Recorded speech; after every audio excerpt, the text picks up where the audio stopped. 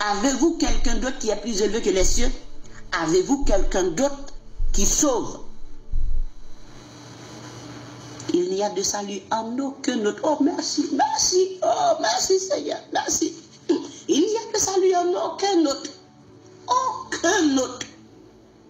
Aucun autre. Maintenant, s'il y a un Père qui n'est pas Jésus, je vais vous questionner, vous avez des choses à me dire. Hein? On m'a dit qu'il y a de salut en aucun autre. C'est sur les apôtres qui ont dit cela. On est d'accord. Maintenant, vous me parlez d'un Père qui n'est pas Jésus. Donc, ça dit, s'il y a un Père qui n'est pas Jésus, maintenant, ce Père-là ne sauve pas. C'est à vous de me dire, est-ce qu'il sauve? Parce qu'il y a un problème. Il y a un problème. Verset 5, Hébreux 1. Car auquel des anges Dieu a-t-il jamais dit, tu es mon fils, je te engendrerai aujourd'hui. Et encore, je serai pour lui un père, et tu seras pour moi un fils. Vous voyez, ce verset 5, si vous lisez comme l'homme lit, vous comprenez comme l'homme comprend, vous parlez comme l'homme parle.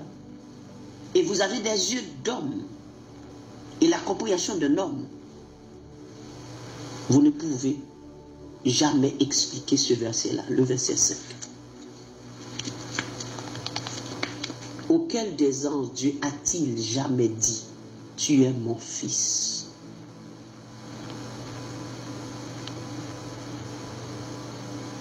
Non. Parce que Dieu n'a jamais fait passer quelqu'un pour lui. Il est Dieu tout simplement. Si c'est lui qui est là, il dit, c'est moi qui est là. Je suis là. Tout simplement. Ok? Il dit, tu es mon fils.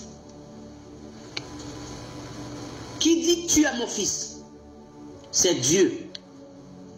Prenons nos feuilles.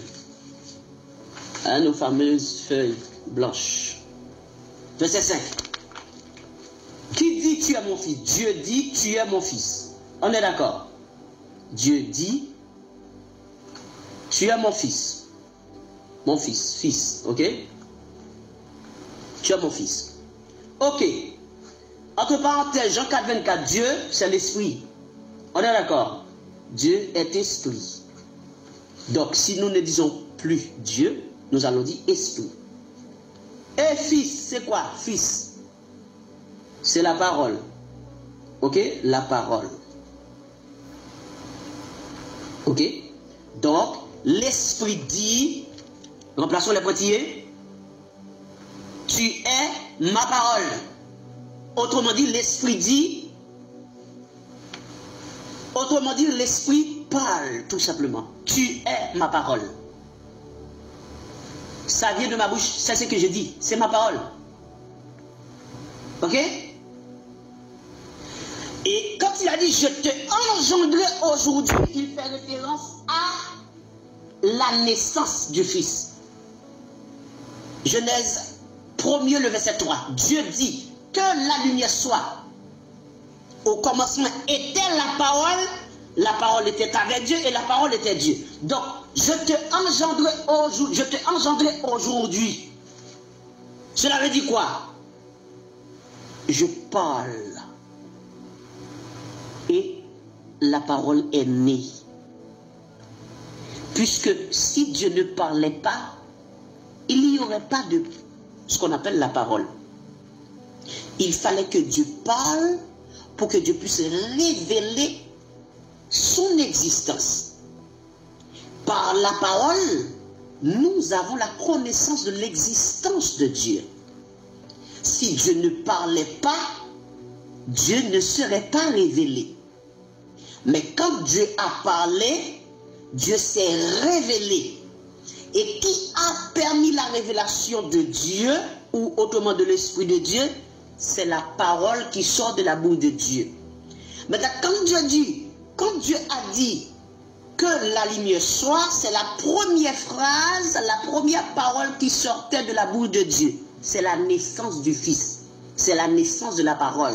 Dieu l'a engendré à cet instant même où Dieu a dit que la lumière soit. Dieu ouvre sa bouche pour la première fois, et pour la première fois, la parole existe. Et c'est pour cela qu'on dit, au commencement était la parole. Maintenant, quand il a dit, j'ai te engendré aujourd'hui, ça dit, il ouvre sa bouche, le Fils est né. Donc c'est pour cela qu'il dit, je te engendré aujourd'hui. Puisque au commencement était la parole était avec, et la parole était Dieu. Donc la parole c'est Dieu lui-même. Donc quand Dieu parle, il donne naissance à la parole. La parole existe pour la première fois. Pas une seule phrase, que la lumière soit tout simplement. Et le Fils est né. Le Fils est né.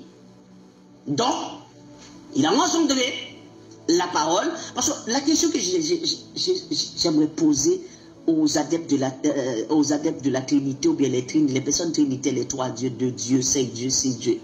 Mais la question, mais est-ce que vous réfléchissez bien?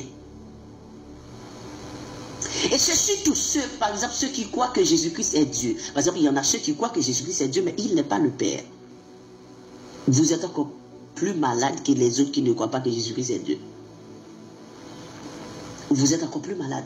Parce que comment pouvez-vous dire que Jésus-Christ est Dieu, mais il n'est pas le Père? Hein? Oh, les démons croient qu'il y a un seul Dieu. Mais vous dites Jésus-Christ est Dieu, mais il n'est pas le Père. Il y a un autre Dieu qui s'appelle le Père. Jésus-Christ, c'est un autre Dieu. Et vous dites que vous êtes serviteur de Dieu, que Dieu vous a appelé. Donc les démons, eux, ils croient qu'il y a un seul Dieu. Et ils tremblent.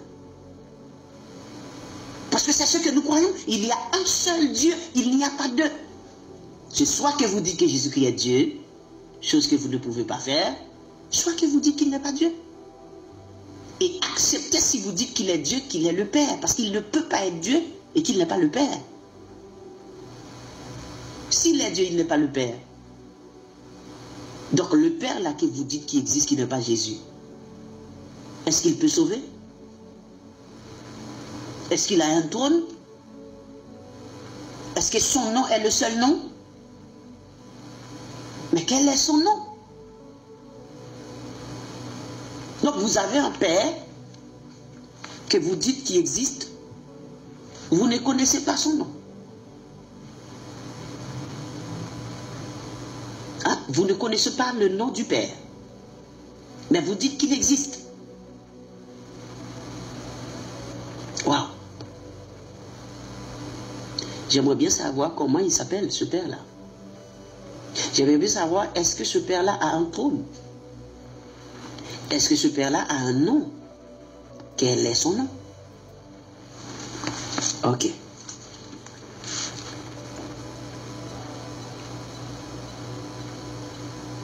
Je serai pour lui un Père, cela veut dire quoi?